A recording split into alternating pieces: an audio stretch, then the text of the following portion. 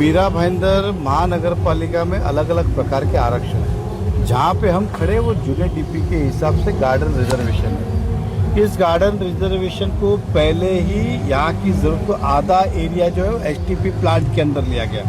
हालांकि STP plant के अंदर नया रिजर्वेशन डाल के करना चाहिए था। खैर अब जो हुआ उससे हम विरोध नहीं करते। अब जो बचा कुचा गार्डन है इस क्षेत्र में आप देखेंगे पूरा मतलब गीतानगर से लेके यहाँ तक अगर देखें तो एक भी गार्डन नहीं, यही गार्डन रिजर्वेशन है। इसके अंदर 65 झाड़ कल काटे गए और चोरी छिपे काटे गए। और क्यों काटे गए तो कहते हैं कि इस गार्डन को भी कैंसिल करेंगे, एसटीपी प्लांट लगाएंगे।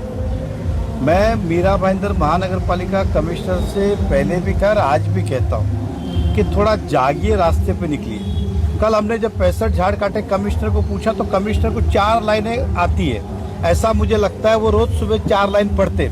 अच्छा, देखता हूँ, बुलाता हूँ, बताता हूँ, इसके आगे कभी किसी चीज को नहीं बोलते। मैं उन्होंने पानी की पाइपलाइन में गंदा आ रहा है, अच्छा ओके, देखता हूँ, बताता हूँ। मैंने कहा यहाँ पे खड्डे, अच्छा देखता हूँ, बुलाता हूँ, बताता हूँ। कमिश्नर साहब को खाली ये 4 वर्ड आते हैं इसके। अब 65 झाड़ काटे जा रहे हैं। कल कमिश्नर साहब को फोन किया, अच्छा मैं समझ गया, देखता हूँ, बोलता हूँ, बताता हूँ। अभी तक नहीं बताया। मतलब ये हमारा दुर्भाग्य है कि गार्डन रिजर्वेशन 65 झाड़ काटे गए। दूसरी सबसे बड़ी बात, 16 जुलाई को माननीय मुख्यमंत्री जी के पास बैठक थी।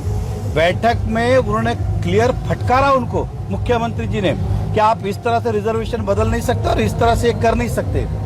उस फटकार के बाद उन्होंने एक ऑर्डर भी निकाला, कार्यालय आदेश, कि अभी आज के बाद किसी भी आरक्षण में विदाउट पूछे काम नहीं किया जाए, कुछ नहीं। तो उनके ऑर्डर को अधिकारी काले कुत्ते का कचरा समझ के फेंक रहे। क्या समझ रहे? अधिकारी जो है उनके नीचे के उस ऑर्डर को कचरे के डब्बे में उसी दिन फेंक दिया। इससे दिखाई दे रहा है कि कमिश्नर की बात को अधिकारी भी सुनते नहीं है, या कमिश्नर बोले कि मुझे इस बारे में पता ही नहीं। ये हो क्या रहा है शहर के अंदर?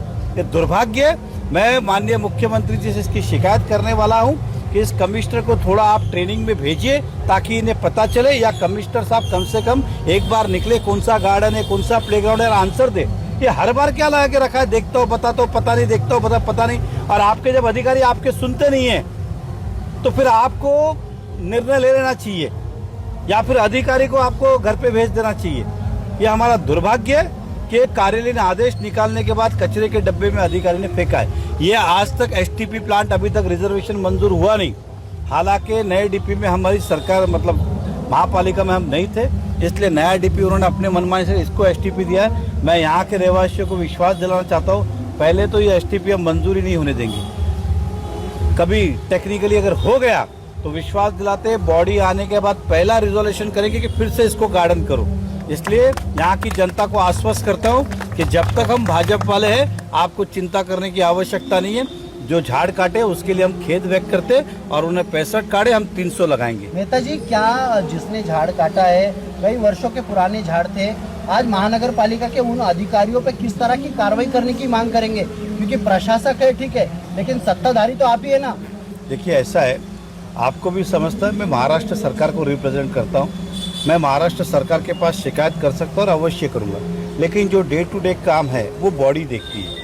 आज बॉडी नहीं होने के पर अधिकारी, जो मैंने पहले भी कहा था, बेलगाम छूटे हुए अपने मन में आता है जो काम करते रहते हैं। मैंने कहा कि और सबसे बड़ा दुर्भाग्य ये है कि माननीय मुख्यमंत्री जी ने कहने के बाद फटकार लगाई कि जिस तरह से पूरे मीरा भाईंदर में, आपको पता होगा, हमने एक आंदोलन किया था आरक्षण बचाओ करके, और उसी को ध्यान में रखते हुए बैठक में हमने कहा तो कमिश्नर साहब को बहुत फटकारा, और कमिश्नर साहब ने यहाँ आने का ऑर्डर निकाला की कुठलंही आरक्षण बदलत करण्यात येऊ नये, कुठल्याही सीआरझेड मध्ये काम करण्यात येऊ नये, काय करत अगोदर विचारा, माहिती घ्या।